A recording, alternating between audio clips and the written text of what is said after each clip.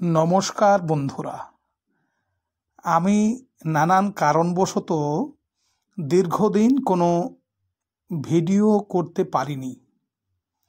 আমার এই philosophical field চ্যানেলের যারা শ্রোতা বন্ধু অনেকেই আমাকে অনুরোধ করেছেন যে আবার আপনি ভিডিও তৈরি করুন, কেননা আপনার ভিডিও আমাদের যথেষ্ট ভালো লাগে। তো আজ স্বামী বিবেকানন্দের জন্মদিন।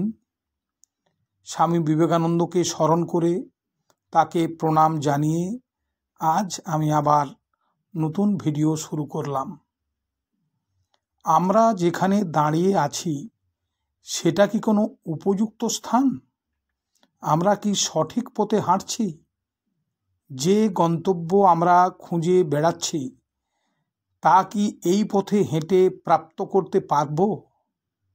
এই প্রশ্নগুলির উত্তরগুলি খুঁজতে গিয়ে যদি আপনার মনে হয় না প্রাপ্ত করা সম্ভব নয়, তাহলে কোন কোন কারণের জন্য তা প্রাপ্ত করা সম্ভব না সেটাও দেখুন। আপনার কথোপকথনের ভঙ্গি কি কোনোভাবে আপনার গন্তব্যে পৌঁছানোর পথে বাধার সৃষ্টি করছে? আর যদি সত্যিই আপনি নিজের কথা বলার শৈলীর জন্য পিছিয়ে পড়েন, তাহলে বুঝতে হবে আপনি একজন ভালো বক্তা নন। তাহলে আসুন এবার হয়ে উঠুন সফল বক্তার হাত ধরে, আপনিও প্রকৃত বক্তা হয়ে উঠুন। হয়ে উঠুন সফল বক্তা। বন্ধু, সেই আদিম যুগ থেকেই মানব জীবনের শুরু হয়েছে। আদিম যুগের মানুষ কথা বলতে পারত না। তারা বিভিন্ন ইশারায় নিজেদের মনের ভাব প্রকাশ করত। তাতে কেউ সফল হলেও কেউ অসফল থেকে যেত। জীবন তখনও ছিল, কিন্তু সেটা ছিল খুবই কঠিন ও অসুবিধাজনক। সৃষ্টির শুরু থেকেই মানুষ বুদ্ধিমান, জিজ্ঞাসু তথা অনুসন্ধান প্রবণ। তারা নিজেদের অন্যান্য প্রয়োজন পূরণ করার সাথে সাথে কথোপকথনের কাজ চালিয়ে যাওয়ার জন্য বিভিন্ন লিপির আবিষ্কার করে ফেলে। কালান্তরে তাই ভাষা হয়ে উঠেছে। সময়চক্র চলতে থাকে, ধীরে ধীরে হাজার হাজার ভাষার সৃষ্টি হয়। প্রত্যেক ভাষায় প্রতিটা বস্তুর নাম ভিন্ন ভিন্ন। পরে কিছু বিদ্বান ব্যক্তি এই ভাষা নিয়ে গবেষণা করে তা সরল করে তোলার চেষ্টা করেছেন। কিছু লোক এই কথার শৈলী এত সুন্দর করে রপ্ত করতে সক্ষম হন যে তারা অন্যের থেকে শ্রেষ্ঠ হয়ে যান। একে অপরকে মানুষ যখন মনের কথা বোঝাতে সক্ষম হন, তখনই মানব জাতির বিকাশ দ্রুত হতে শুরু করে। আজকের যুগে সেই সমস্ত ব্যক্তি যারা সফলতা পেতে চান, তাদের জন্য কথোপকথন এবং জনসম্বোধন কলায় নিপুণ হয়ে ওঠা হলো প্রথম শর্ত। আর এটাই সময়ের চাহিদা বটে। জনসম্বোধন কলা অর্থাৎ নিজের মনের কথা অন্যের কাছে পৌঁছে দিতে না পারার অক্ষমতা, অর্থাৎ নেতৃত্ব প্রদানের গুণ থেকে বঞ্চিত থাকা।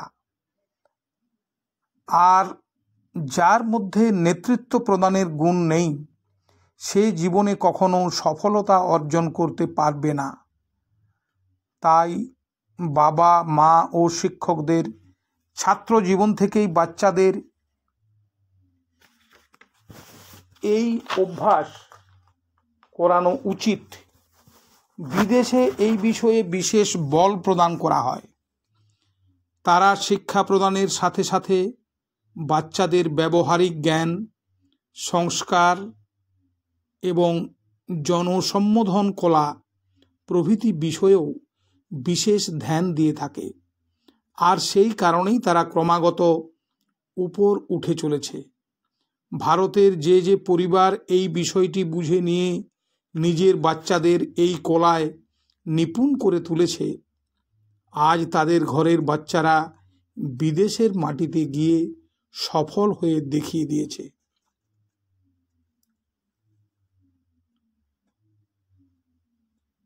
সফল বক্তা হওয়ার জন্য আর প্রেম প্রতিষ্ঠা পাওয়ার জন্য হয়ে উঠুন সফল বক্তা। কথাই সব দিতে পারে। আজ্ঞে হ্যাঁ বন্ধু, সফলতা পাওয়ার জন্য আপনার কথা গুরুত্বপূর্ণ ভূমিকা পালন করে। প্রেম প্রতিষ্ঠা বা সুখী জীবন সব কিছুর জন্যই চাই মুখের ভাষা। আজ আমরা প্রতিটা মুহূর্তে অনুভব করি যে কথোপকথন ছাড়া জীবন অচল। যে যত ভালোভাবে কথা বলতে পারে, যে যত ভালো ভঙ্গিতে নিজের কথা অন্যকে বোঝাতে দক্ষ, সে তত বেশি সফল হয়। আমি যখনই কোনো প্রশিক্ষণ কার্যক্রমে যাই, তখন কার্যক্রমের শেষে লোকেরা এসে আমাকে ঘিরে নেয় আর বলে তারাও সুবক্তা হয়ে উঠতে চায়। লোকেদের নিজের কথা সুন্দর শৈলীতে বোঝাতে চায়, কিন্তু তারা মঞ্চে উঠতে, মাইকের সামনে গিয়ে কিছু বলতে বা কিছু জনতার সামনে গিয়ে কিছু বলতে ভয় পায়। কিন্তু যখন তারা আমার কাছে পার্সোনালিটি ডেভেলপমেন্ট প্রোগ্রাম জয়েন করে, তখন আমি দেখি যে তারা প্রত্যেকেই সফল বক্তা হয়ে উঠতে পারে। অর্থাৎ তাদের মধ্যে সেই গুণ বিদ্যমান, কিন্তু তারা নিজেদের গুণকে সানিয়ে নিয়ে লোকের সামনে তা উপস্থিত করতে সংকোচ বোধ করে। আমার প্রদত্ত কিছু ট্রেনিং প্রোগ্রামের কয়েকটা ক্লাস করার পরেই তারা নিঃসংকোচে যে কোনো স্থানে, যে কোনো সময়ে এবং যে কোনো পরিস্থিতিতে সম্পূর্ণ আত্মবিশ্বাসের সাথে নিজেদের বক্তব্য রাখতে সক্ষম হয়েছে। আজ সেই সকল ব্যক্তি নিজ নিজ সংস্থায় সফল বক্তা রূপে পরিচিত।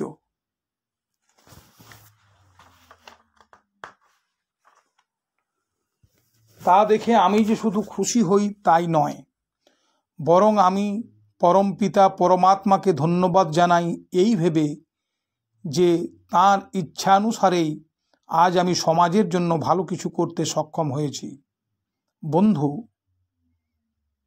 উপরের বর্ণিত এই কথাগুলি বলার একমাত্র কারণ হল সমাজে থেকে জীবনের প্রতিষ্ঠা পাওয়া প্রতিটি ক্ষেত্রে আমাদের কথোপকথনের শৈলী এবং নিজের মনের কথা বোঝানোর দক্ষতা দেখাতেই হবে। আজ এমন কোনো ক্ষেত্রে নেই যেখানে আমরা সুবক্তা না হওয়া সত্ত্বেও সফলতা অর্জন করতে পারি। কথোপকথন এমন একটা মাধ্যম, এমন একটা শৈলী যা অন্যদের আপনার সাথে যুক্ত করে দেয়। নিজের কথার সাহায্যে আপনি একজন অপরিচিত ব্যক্তিকেও নিজের করে তুলতে পারেন। লোকেদের মনে হতে শুরু করে যে হয়তো তারা আপনাকে ছাড়া চলতে পারবে না, হয়তো তারা আপনাকে ছাড়া অসম্পূর্ণ, আর তাদের জীবনে আপনার প্রয়োজন অনেকখানি। কথার দ্বারা আপনি এগিয়ে চলার পথ খুঁজে পান, আর আপনি যেমন কথোপকথনের শৈলী রপ্ত করে ফেলেন, তখন আপনি সফলতার সেই উচ্চতায় উঠতে সক্ষম হন যেখানে ওঠার স্বপ্ন কোনো একদিন আপনি দেখেছিলেন। নমস্কার। আমার ফিলোসফিক্যাল চ্যানেলের যারা সাবস্ক্রাইবার, তাদের প্রতি আমার অনুরোধ, এবং যারা আমার এই চ্যানেলের সাবস্ক্রাইবার নন তাদের প্রতিও আমার অনুরোধ, এই বক্তব্যগুলি সমাজের অন্যদের কাছে তুলে ধরার জন্য আপনারা আমার এই চ্যানেলটিকে যারা সাবস্ক্রাইব করেননি তারা সাবস্ক্রাইব করুন এবং বেশি বেশি করে শেয়ার করুন। তাহলে আমি আরও ভিডিও তৈরি করতে উৎসাহিত হব। নমস্কার।